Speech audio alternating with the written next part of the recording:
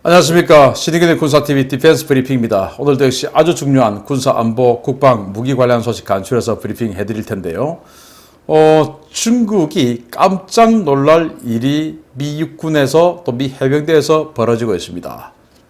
지대지 미사일들을 육군과 해병대가 대규모 도입을 하고 있는데 그게 지금 곧 이 지역으로 올 것 같습니다. 그 소식 알려드리겠고, 그리고 인도네시아, 계속 제가 인도네시아의 만행에 대해서 알려드리고 있지만 인도네시아가 지금 이렇게 무도발식으로 무기 체계를 도입하고 있는 비밀이 밝혀졌어요. 인도네시아 내에서도 아주 반감이 큰데 어떤 일인지, 그렇게 해서 우리 KF21, KFX에는 어떤 영향을 미칠지 한번 보겠습니다.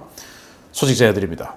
최근 유럽 각국과 대규모 무기 구매 계약을 체결하고 있는 인도네시아, 결국은 모두 대출이었습니다.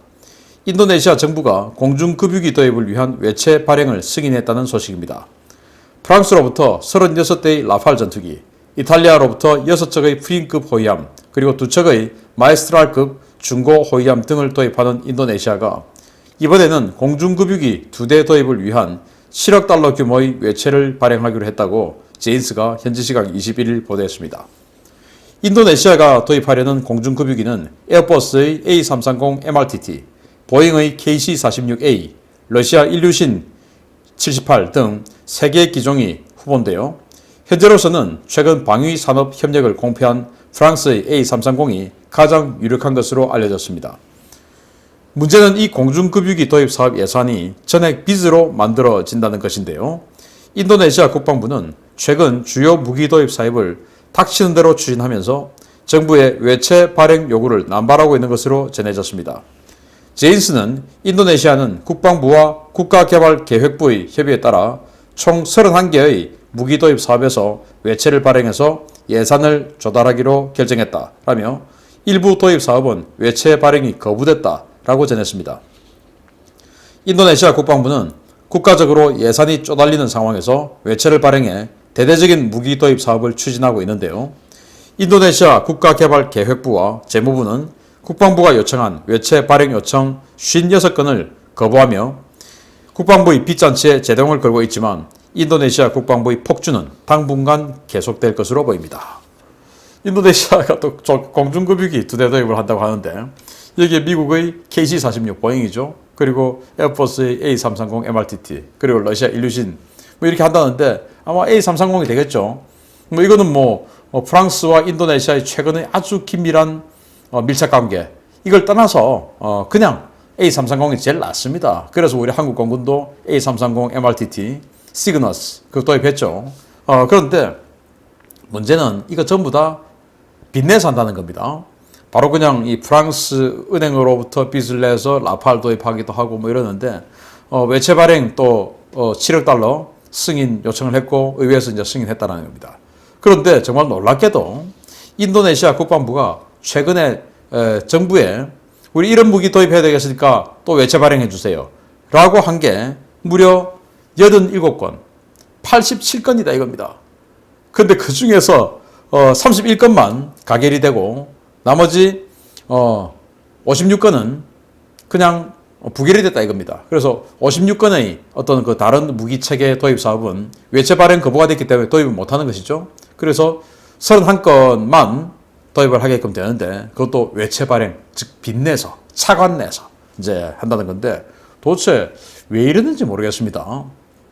그런데 인도네시아 국방부 장관 아주 좀 희한해요. 여기가 분명히 이제 선거를 통해서 대통령을 뽑지요. 그래서 지금 현재는 대통령이 조코 위도도인데 그 조코 위도도의 정적이 바로 수비안토입니다. 수비안토가 그런데 지금 야당이죠. 야당인데 국방장관이에요. 분명히 대선을 통해서 조코 위도도에게 진 사람인데 그 사람을 국방장관에 앉혔어요. 왜냐하면 이 수비안토가 오랫동안 인도네시아를 독재 통치해왔던 수하르토 전 대통령의 사위입니다. 그런 여러 가지 인연으로 인해서인지 몰라도 군부의 지지가 아주 강력하고, 그리고 조코 위도도에게 패할 때 아주 근소한 차이로 패했다고 해요. 그래서 그 야당 세력을 안아야 되기 때문에 자신과 대선에서 직접 붙었던 그 야당의 수비안토를 국방장관에 앉힌 겁니다.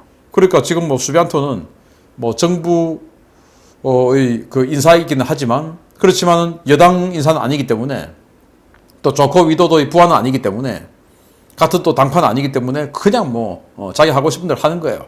이 압박이 정부의 압박이 어떻게 되든지 말든지 간에. 그리고 이 수비안토 국방장관은 역시 또 2024년 대선에 출마 선언을 이미 했습니다. 이런 사람이 국방장관을 하고 있다는 게 좀 놀라운데 아무튼 이건 내 돈이냐 이런 건지 몰라도 내가 국방장관 할 때 치적을 많이 올리자. 이제 국민들이 이 세세한 내역을 아냐 이런 건지 모르겠지만 아무튼 외채 빚을 완전히 남발해서 이런 식으로 마구잡이로 무기를 구매하고 있는 인도네시아 국방부 그리고 그 국방부 장관은 의외로 야당이다 이겁니다. 자, 이렇게 다음 대선에서 현재 조코 위도도 대통령과 다시 한번 맞붙을 야당 인사인 수비안토 국방부 장관이 아주 마구잡이로 외채를 발행해서 무기체계를 구매하고 있는데 외채 발행해서 우리 KF-X에 돈도 좀 내주시기를 기대합니다. 두 번째입니다. 중국이 들이면 상당히 충격적인 소식이 될 것 같습니다. 미군이 내년부터 최초의 이동식 중거리 미사일 도입을 시작하며 2023년 9월까지 3개 포대를 도입해 인도태평양 지역에 배치한다는 소식입니다.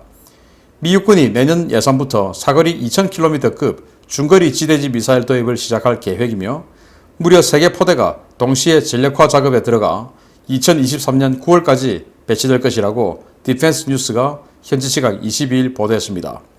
매체는 미 육군이 사거리 499km의 프리즘 초기형 미사일과 사거리 2000km급 극초음속 미사일 간 공백을 메우기 위한 화력 투발 수단으로 MRC, 즉 미디엄 레인지 캐파빌리티를 추진하고 있으며 이를 위해 SM-6 미사일과 토마호크 지상발사 버전을 준비 중이라고 전했습니다. 미 육군은 이미 올해 예산에서 8,800만 달러를, 내년도 예산안에 2억 8,646만 달러를 편성해 SM-6 미사일의 지대지 버전과 토마호크 미사일 도입을 준비하고 있는데요. SM-6 지대지 버전은 최소 400km, 전술 토마호크 미사일은 1250km급의 사거리를 가지고 있습니다. 미 육군 장거리 정밀 화력 사업 담당 국장인 존 레퍼티 준장은 디펜스 뉴스와의 인터뷰에서 육군의 장거리 정밀 화력 프로그램은 다양한 장소에서 다양한 능력의 전력을 혼합해서 운용할 것이며 적에게 엄청난 딜레마를 야기시킬 것이다 라고 평가했습니다. 문제는 SM-6 지상형과 지상발사 토마호크가 어디에 배치될 것이냐 하는 것인데요. 미 의회 예산국은 지난해 3월 발트해 지역과 남중국해 유사시 미군의 도전 과제를 완화할 수 있는 지상 기반 장거리 미사일 배치 옵션이라는 보고서를 통해 지상 기반 제즘-ER, 지상 기반 SM-6, 지상 기반 LRA-SM 등 세 종의 미사일의 한국 등 영내 동맹국 배치를 공고한 바 있어서 이들 미사일 가운데 일부가 한국에 순환 배치될 가능성도 제기되고 있습니다. 미국이 좀 이상한 짓을 하고 있습니다. 다행력 작전의 개념에 맞추어서 육군과 해병대가 앞으로 벌어질 이 장차전 4세대 전쟁 상황에서 자신들의 밥그릇을 잃지 않기 위해서 최선의 노력을 하고 있는데 그게 이제 미사일을 통해서 적 지상을 타격하고 미사일을 통해서 지대지 미사일이죠. 그리고 지대 함미사일을 통해서 적 함대, 함정을 파괴하고 이걸 이제 해병대와 육군도 해내가겠다. 그래서 우리의 상대가 중국이기 때문에 그렇게 중국을 함대를 포위하고 고립하는 여기에 해병대나 육군이라는 지상군이 중국 본토에 들어가지 않고도 충분히 기여할 수 있는 여기에 이제 이 육군과 해병대의 사활이 걸린 겁니다.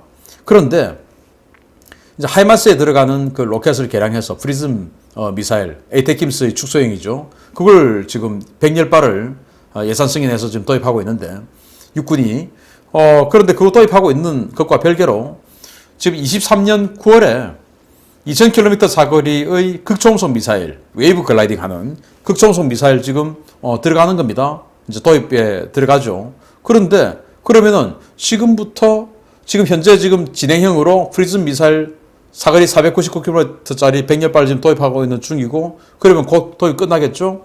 그리고 23년 9월 지금 한 2년밖에 안 남았죠. 그 23년 9월에 다시 2000km짜리 극초음속 미사일 도입을 하기 시작하는데 요 사이에 불과 한 1년여 이 공백을 메우기 위해서 토마호크 지상발사 또는 SM-6 대공미사일이죠. 그걸 지상발사한 지대지 버전 이런 것들을 지금 급하게 만들어서 육군부대에 배치하겠다라는 라고 하는데 이거 정말 왜 이런지 모르겠는데 아무튼 뭐 그렇게 한답니다. 그래서 SM6 해봐야 뭐 사거리 한 400km 이건 이제 지대함 버전으로 쓰겠죠. 그리고 토마호크는 1250km의 지대지 버전으로 쓰겠죠. 이렇게 해서 중국 함대를 경멸하는데 육군이 기여하겠다라는 것인데 아무튼 이제 이 보고서에 따르면 발트해와 또 남중국해 유사시라고 했는데 그럼 발트해 당연히 상대가 러시아란 말이 되는 것이고 또 남중국해 중국이라는 말이 되겠죠. 그런데 뭐 남중국해라고 해서 반드시 남중국해의 전투 상황 이게 아니고 중국을 그냥 애둘러서 표현한 겁니다.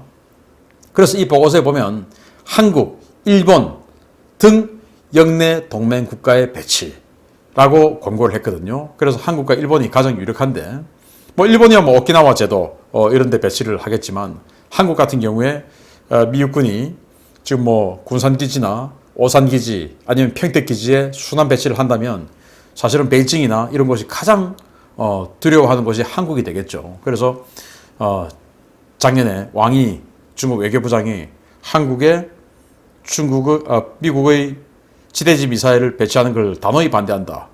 그렇게 되면 가만두지 않겠다라고 협박했는데 그 협박이 어떻게 될지 모르겠고 이러한 미사일들의 순환 배치를 조건으로 미국과 사실은 협상을 잘 해내갈 수도 있습니다. 우리 순환 배치하는데 눈 감아 줄 테니까 그걸 가지고 한미 원자력 협정 개정하자. 그래서 우리도 우라늄을 한 번만 돌리고 바로 핵폐기 저장 시설에 넣지 않고 일본처럼 우리도 계속 돌려서 쓰자. 자원 아깝지 않느냐? 우리 핵 개발 안 한다. 그리고 우리도 원자력 추진 잠수함 만들 수 있게 해달라. 브라질도 비핵 국가인데 원자력 추진 잠수함 하지 않느냐? 우리도 핵 추진 잠수함 해달라. 이렇게 이 지대지 버전의 한국 순환 배치를 눈 감아주는 대신 원자력 협정 개정의 이 소재로 좀 쓰는 것은 어떨까라는 생각을 저는 항상 해왔습니다. 그렇게 되기를 기대합니다. 자, 신인균의 군사TV 항상 군사 소식 알려드립니다. 구독, 알림, 좋아요 눌러주십시오. 마치겠습니다. 감사합니다.